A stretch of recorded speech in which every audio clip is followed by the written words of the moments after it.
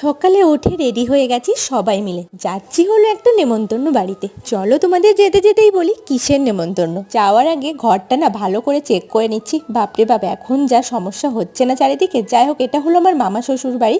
মামা শ্বশুরের আগে একটা মেয়ে আছে আর ছোট্ট একটা ছেলে হয়েছে, সেই জন্য সেই ষষ্ঠী পুজোর উপলক্ষে সবাইকে ডেকেছে। আমরা সেখানেই সবাই মিলে চলে এসেছি নেমন্তন্ন খেতে। এখানে দেখো সবাই মিলে সবজি কাটতেও লেগে গেছে। শীতে রৌদ্রে বসে এরকম কাজকর্ম করতে না ভীষণই ভাল লাগে। আর মামাদের ছাদ থেকে চারিদিকের ভিউটা না এত ভালো, সেই জন্য সেটাই উপভোগ করছিলাম আর একটু রৌদ্র পড়ছিলাম। যাই হোক, দেখো প্রথম ব্যাচে খেতে বসে গেলাম। যে কোনো অনুষ্ঠান বাড়িতে গিয়ে না আমার একটা বেশ ভালো অভ্যাস আছে, প্রথম ব্যাচে খেতে বসা, না হলে না আমি আবার খেতেই পারি না। যাই হোক, প্রথম ব্যাচে আমরা সবাই খেতে বসে গেলাম। খাওয়া দাওয়া কমপ্লিট করে এখানে বসে একটু খাবারটা হজম করছিলাম। তারপরে ওখানে কিছুক্ষণ সময় কাটিয়ে সবাই মিলে আবার বাড়িতেও ফিরলাম। তো বড় ভিডিওটা খুব তাড়াতাড়ি আসবে, তার জন্য আমার চ্যানেলটাকে চোখ রেখো। টাটা।